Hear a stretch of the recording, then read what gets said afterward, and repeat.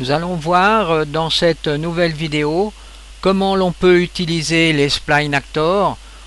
On voit ici donc dans cette map une utilisation des spline actors pour créer ce tronc d'arbre ici qui est déformé. Et là on retrouve donc les composants spline actors.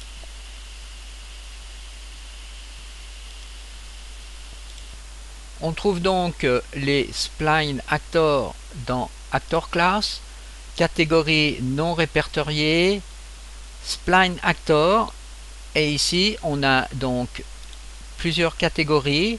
Alors on s'intéresse d'abord au spline actor loft. Donc on peut déposer, vous voyez, dans la scène, par exemple à cet endroit. Alors il se peut que vous n'avez pas donc cette catégorie actuellement. Nous verrons un peu plus tard comment on peut obtenir cette catégorie. Les spline actors sont donc positionnés les uns derrière les autres. Alors ici par exemple on peut retrouver donc le premier de la chaîne. Alors vous sélectionnez cet arbre et vous faites id sélection. Donc là on a un spline actor.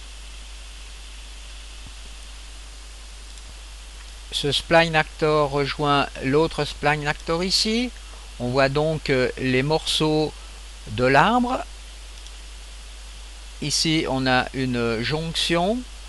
Alors partons par exemple sur celui-là là. Donc voilà la suite. On peut se mettre là en mode fil de fer pour arriver sur le premier de la chaîne, probablement dans ce cas là. Spline actor 1. Donc en principe celui-ci devrait être le premier de la chaîne de construction. Alors intéressons-nous maintenant aux propriétés de cet acteur. Alors ici on voit qu'on a la mèche qui est déformée. Donc c'est ce tronc d'arbre qui se trouve ici. Alors on peut retrouver en cliquant sur cette loupe et on voit dans le browser qu'on utilise donc ce type de tronc. Alors cette static mesh, si on regarde comment elle a été constituée, eh bien elle est quand même constituée de beaucoup de segments intermédiaires le long de la branche ici pour que la déformation se fasse correctement. On retrouve donc ici l'échelle X et Y du départ donc du tronc, donc à cet endroit ici. Alors observez donc ce bout d'arbre ici. Si je change ici les valeurs, eh bien je vais mettre 1 et 1.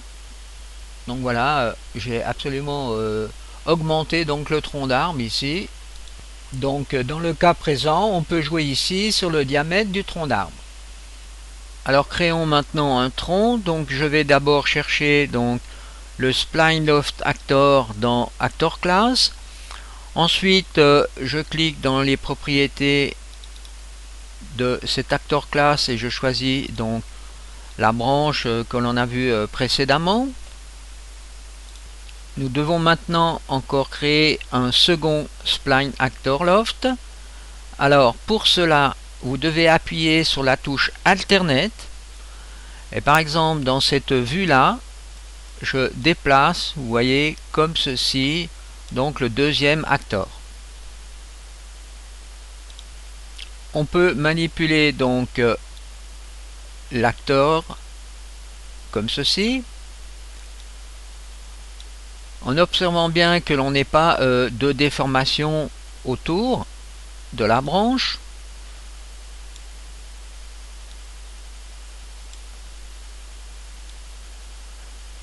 Et maintenant ici on voit que l'on a les tangentes à ce point que l'on peut aussi manipuler.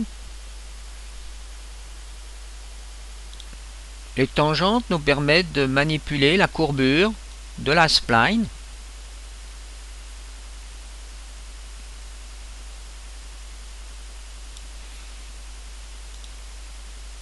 Par exemple ici, vous voyez, je fais un tronc droit en corrigeant les tangentes des splines. Alors ouvrons les propriétés du point qui se trouve en haut. Alors on commence par changer l'échelle à 0.5 par exemple. Donc là on l'a changé suivant l'axe des X, et si on fait aussi suivant l'axe des Y, on change en somme le diamètre du tronc à cet endroit. Maintenant on peut encore faire autre chose. Si par exemple je joue ici sur l'offset, eh bien si je veux faire un offset du tronc d'arbre par rapport au point de par exemple 100 unités, vous voyez j'ai un déplacement donc de 100 unités dans ce sens, en X ou bien en Y. Je peux aussi changer ici ce qu'on appelle le roll. Alors mettons par exemple 200. Regardons ce qui se passe ici, vous voyez sur la texture. Donc là on voit que la texture tourne autour du tronc, mais en réalité c'est le tube que l'on a modifié. Donc je vais mettre plus, je mets 1000. Voilà, on voit mieux ce qui se passe ici. Alors si on regarde ici dans cette fenêtre, on voit que ici à l'intérieur, vous voyez, il y a une spline qui est représentée ici en jaune. Alors déjà, première chose, on peut changer la couleur. Alors je sélectionne les propriétés du premier point.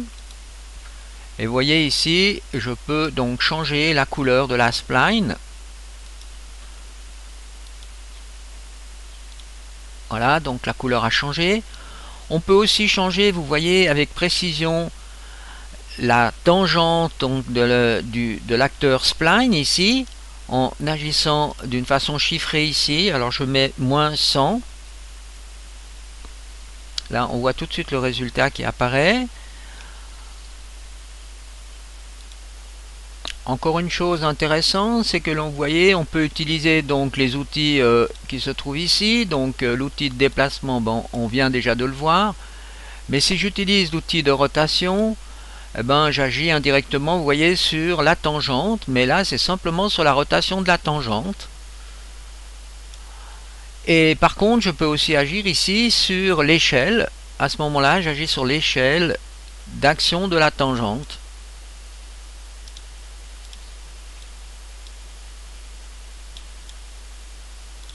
Créons plusieurs points. Donc toujours appuyer sur la touche alternate du clavier pour faire une copie du point. Je relâche et je recommence. Comme ceci par exemple. Donc là j'ai 3 points, je pourrais encore en créer un comme ceci. Et là je commence à obtenir, vous voyez, des déformations qu'il va falloir corriger.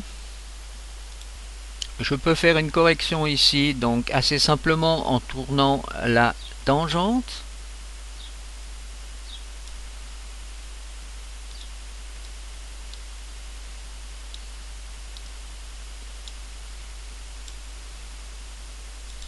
Regardons maintenant l'action du paramètre world x direction. Alors ici vous voyez dans x j'ai 1, y et z à 0. Alors là j'ai changé, vous voyez aussi donc la static mesh, j'ai pris ce bout de mur pour faire l'expérience.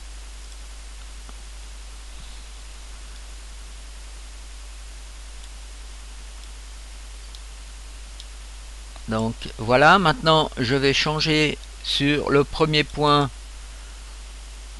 ici, donc ce paramètre, je le mets à 0 et à 1, vous voyez, pour Z. À ce moment-là, vous avez une rotation ici du mur. Alors si je vérifie ici les propriétés donc du premier point, donc là je vois que Z est à 1. Le second point, ben c'est X est à 1. Alors intéressons-nous à construire une suite au mur. Eh bien, ceci est intéressant. On voit que la direction change, donc pour chaque point. Voilà l'exemple d'un mur bombé, donc avec 3 points. Alors ici, il faut fortement agir donc sur les tangentes pour obtenir la courbure.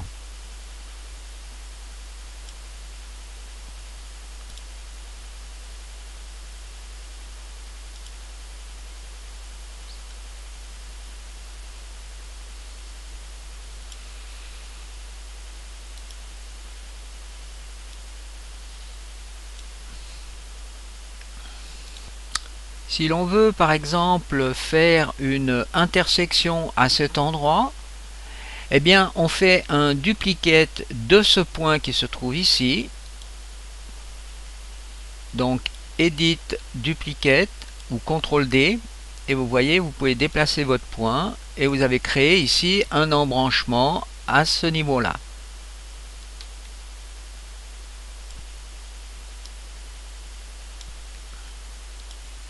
Intéressons-nous maintenant à la partie des matériaux, donc sur la spline. Alors ici, j'utilise donc cette matière actuellement. Donc c'est celle-ci qui est donnée dans la static mesh. Alors pas de surprise. Maintenant, si je veux changer la texture sur cette static mesh, eh bien j'ai la possibilité de pratiquer comme ceci. Donc je cherche une nouvelle matière, par exemple celle-ci que j'applique sur le mur. Donc on voit que ça fonctionne correctement. Avant de vérifier que la matière encore supporte bien la lumière, je dois ici accepter donc le Spline Loft Actor supporte la lumière, donc je coche cette variable. Cette variable qui se trouve ici est une interpolation souple pour le rôle et l'échelle. Alors en principe c'est coché en permanence. Alors si je lance un rendu de calcul de lumière, ensuite je fais un test, eh bien je vois que tout fonctionne correctement. Maintenant autre chose, eh bien on passe à travers le mur, donc il n'y a pas de collision. Alors nous verrons ceci par la suite. Il existe encore une autre façon de jouer sur la matière en jouant sur ce paramètre Deform Mesh Matériel. Alors je peux aller chercher donc une nouvelle matière. Je choisis par exemple celle-ci. Ensuite je l'applique à cet endroit et je refais un test. Donc je vais continuer ici le mur et là on constate que c'est une partie du mur qui a changé de texture. Alors pour que tout le mur change de texture, eh bien il va falloir mettre encore sur le point de départ ici la même matière. Si j'applique donc une deuxième matière sur ce point identique, eh bien, on voit ici que le mur est complètement texturé correctement. Donc ceci sera la fin de cette première partie.